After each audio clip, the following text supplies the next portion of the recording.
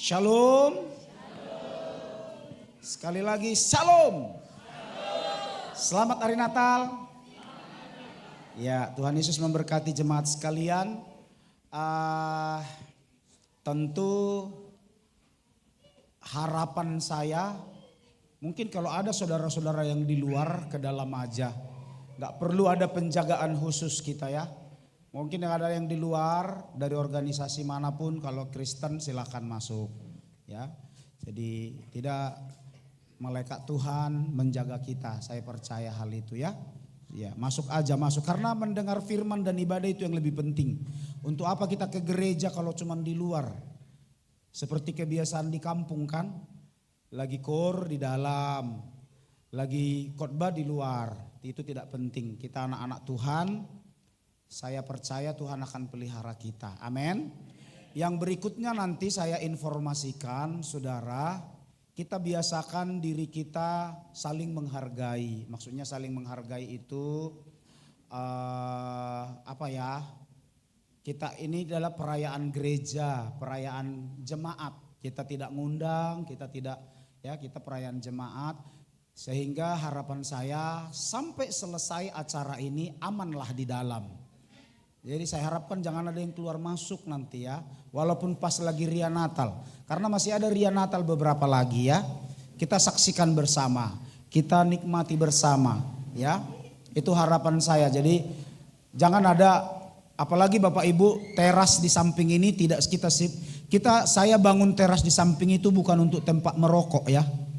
Ya, jadi kalau bisa tolong nanti itu ditulis di sana area no smoking atau no smoking area. Ya, jadi itu dibuat bukan untuk tempat merokok ya. Dan nanti rencana Pak Guspanto bersama teman-teman akan buat juga tempat-tempat duduk di bawah-bawah pohon-pohon itu juga bukan tempat merokok. Ya. Boleh Bapak Ibu, kita yang harus menghargai gereja ini. Di lingkungan gereja ini janganlah merokok, saya harapkan ya.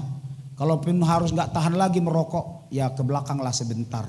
Kalau nggak tahan lagi, tapi saya sarankan, ngapain sih mesti menyiksa diri dengan merokok, kan begitu. Ya, itu harapan saya. Jadi kalau bisa area gereja ini kita yang harus menghargai ya. Karena apa? Kenapa kadang-kadang jemaat lain pas Natal di sini mau merokok di situ? Karena dilihatnya kita jemaat ada yang merokok di sana. Ya, jadi mohon area ini no smoking area ya. Tuhan Yesus memberkati ya. Lalu kemudian Ibu Bapak, sekali lagi nanti sampai selesai acara ini kita hargai bersama. Kenapa kita percepat masuknya dari jam 6 atau setengah 7 tadi tepatnya. Ya, karena ada perayaan ini 24 malam saudaraku. Jadi perayaan bersama ya. Walaupun yang banyak perannya adalah WBI. Kenapa lebih banyak perannya WBI? Alasannya satu, karena Kompi tanggal 8 kemarin sudah bernatal. Yang kedua, pemuda tanggal 16 kemarin sudah bernatal. Yang ketiga, sekolah minggu tanggal 20 kemarin sudah bernatal. Jadi wanita yang belum bernatal. Makanya mereka banyak peran ya.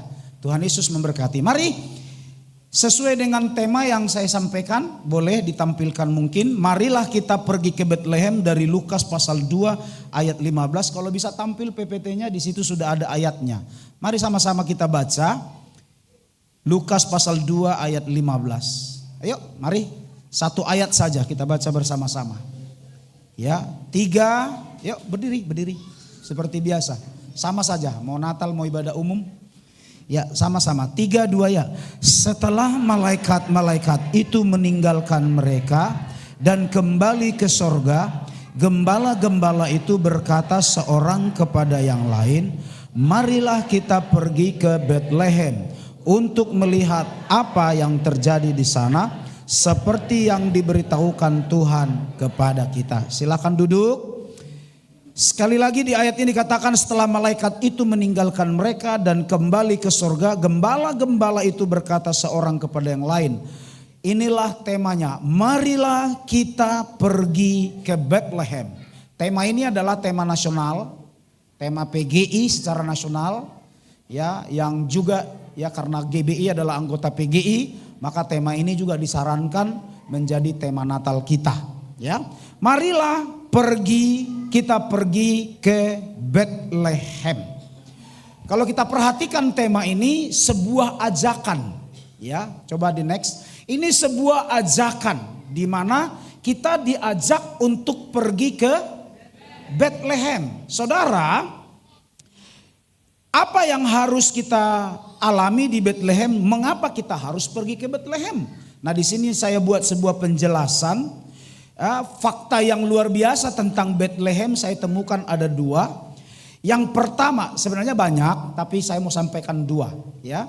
Yang pertama, Bethlehem itu punya arti yang spesial. Dari bahasa Ibrani, Bethlehem itu terdiri dari 2 suku kata. Yang pertama itu Beit. Beit, yang kedua itu Lechem, ya. Beit itu artinya rumah. Inilah yang sering diterjemahkan jadi bait, bait suci, ya. Jadi yang pertama adalah Beit. Ya, bait itu rumah, lalu atau tempat, Lechem itu roti atau makanan. Jadi Bethlehem artinya rumah roti. Bethlehem artinya tempat pemberian harapan, karena di sana ada tersedia segala sesuatu yang dibutuhkan oleh bangsa Israel. Bethlehem adalah rumah berkat. Ada persediaan makanan di sana. Di sana tidak akan ada kelaparan dan penderitaan. Dan di sana tersedia berkat Tuhan. Saya rasa inilah alasan mengapa PGI atau Ketua Sinode kita mengutip ayat ini dan mengajak supaya kita pergi ke Bethlehem. Kenapa? Karena Bethlehem itu adalah rumah apa tadi? Roti. Ya, coba kasih tahu sebelahnya, mari kita ke rumah roti.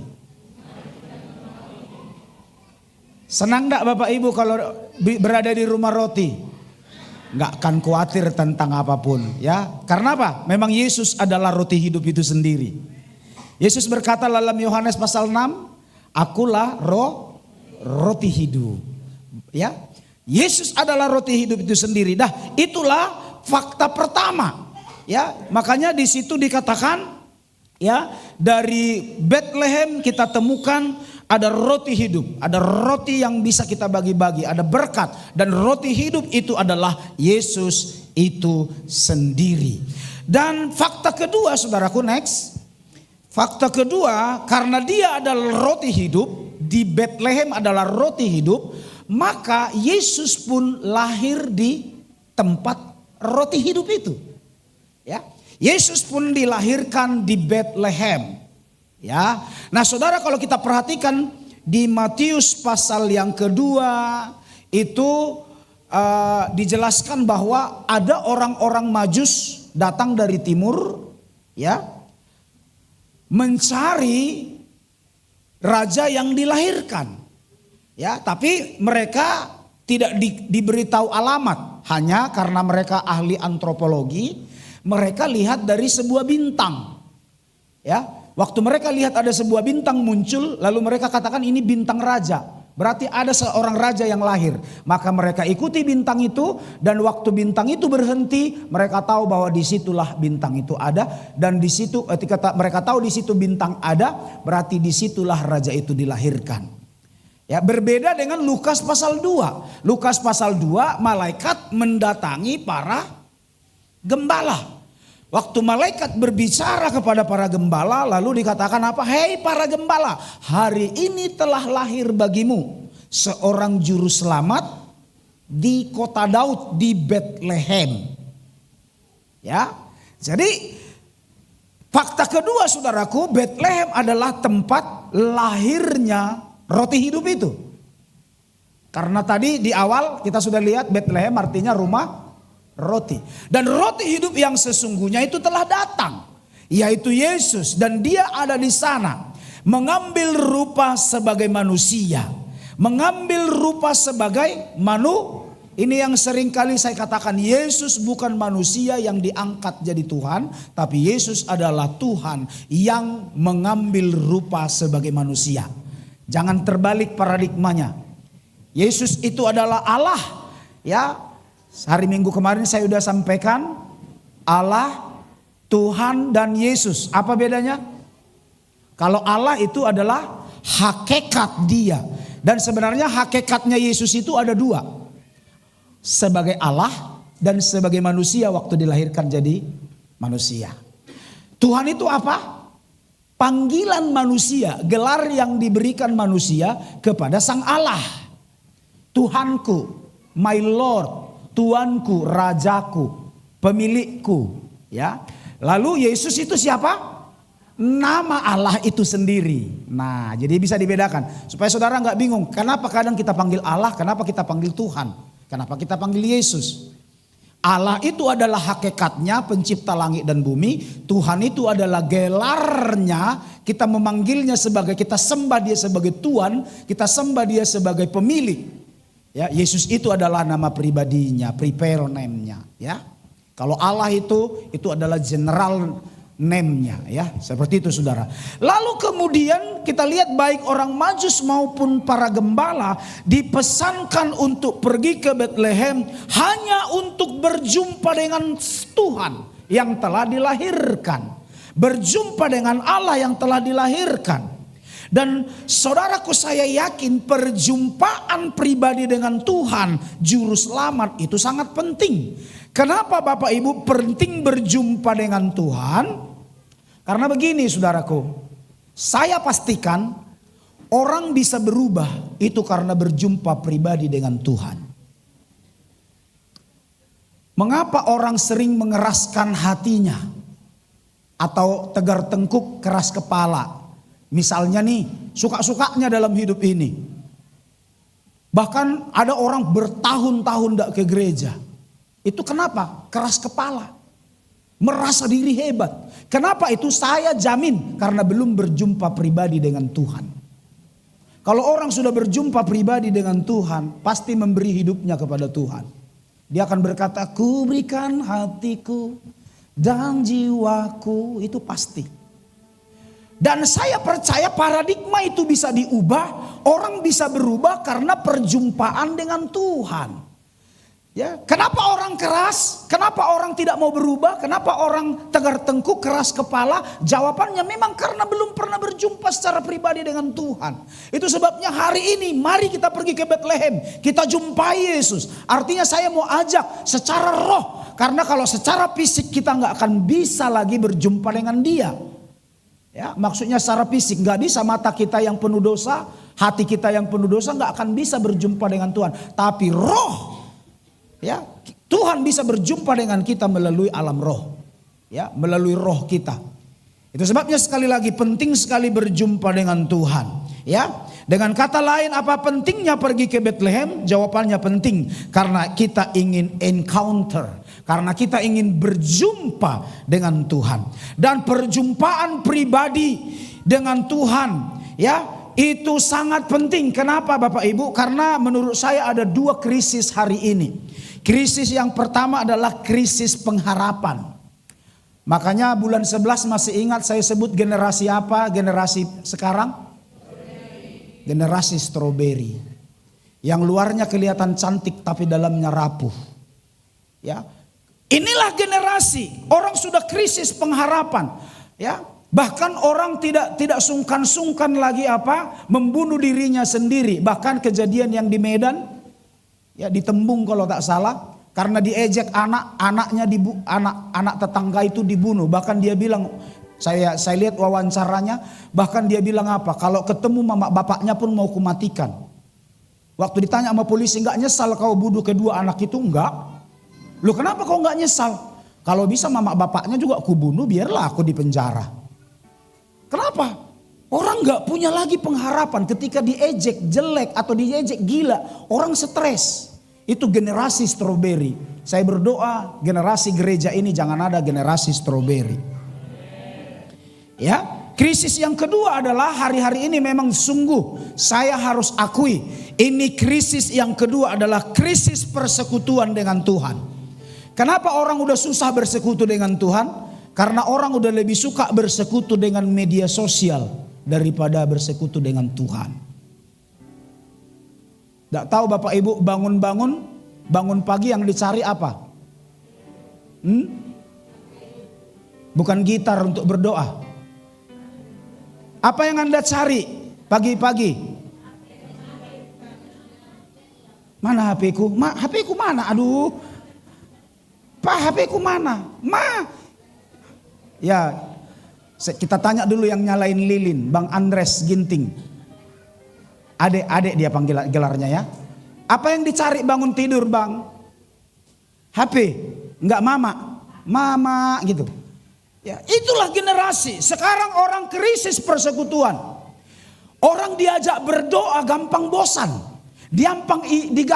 Diajak ibadah, gampang bosan.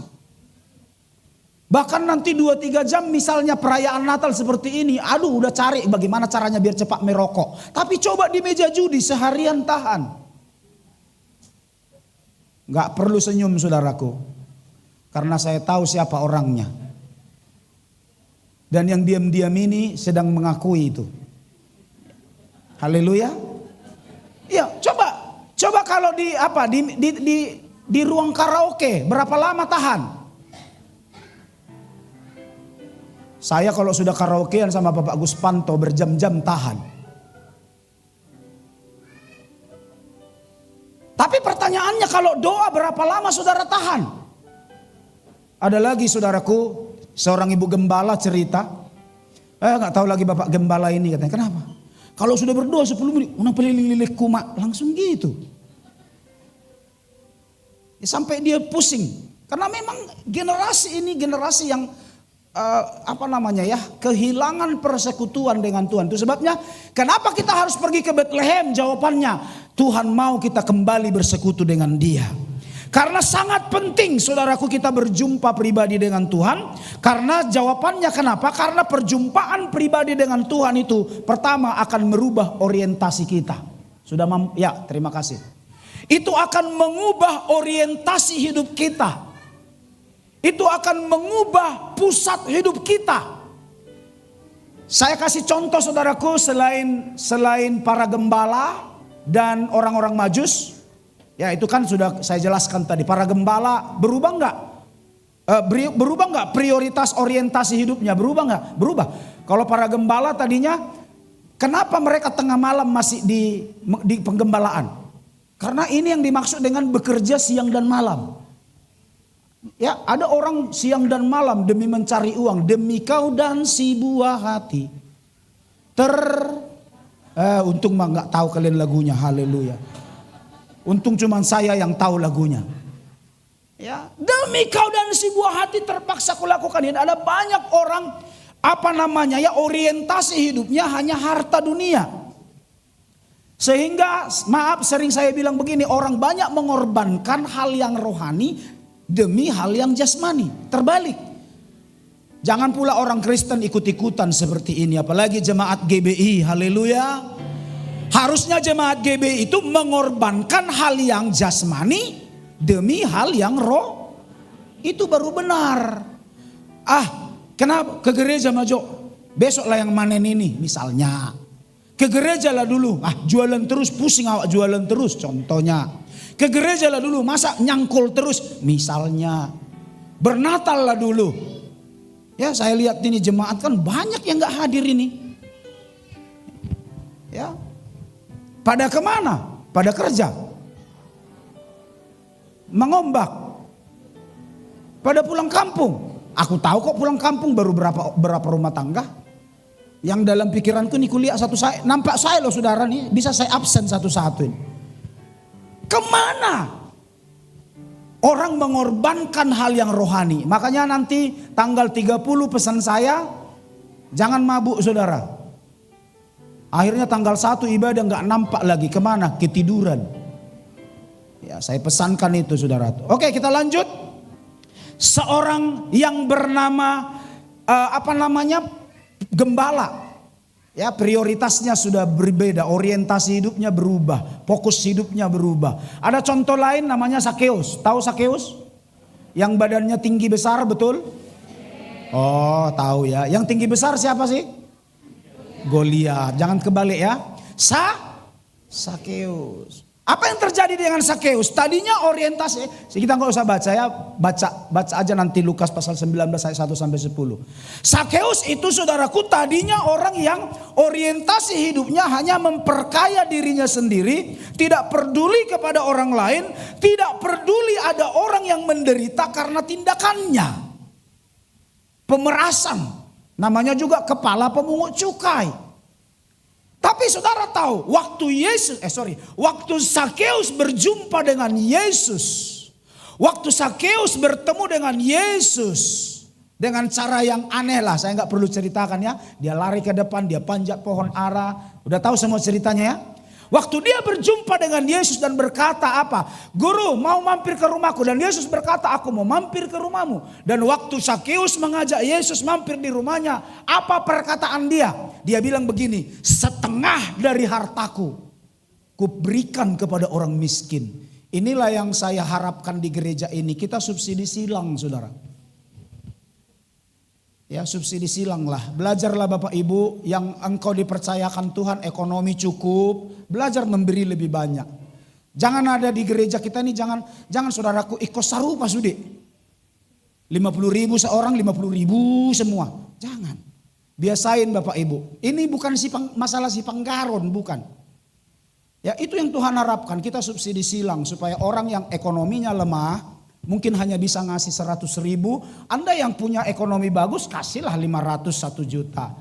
Jadi kita subsidi silang, saudara, saling menolong. Tetapi ibu bapak yang ekonominya rendah, jangan juga udah ekonomi rendah, misalnya gotong royong pun gak mau, gitu kan. Kadang-kadang bikin kesal juga orang seperti ini. Untung di jemaat GBI gak ada yang kayak gini. Udah, amin kok songon gugut, amin nih bapaan. Maksudnya begini, udah pemberian gak ada, gak mampu, tapi misalnya gotong royong kerja pun susah. Ini kadang yang bikin kesal, saudara. Tapi cobalah, misalnya Bapak Ibu yang punya ekonomi bagus kan, ya sorry lah ya, aku gak bisa hadir, memang aku lagi kerja. Kan jelas, kata-katanya jelas, pemberiannya pun jelas. Ini memberi kagak, ya ini di kampung kami banyak kali nih.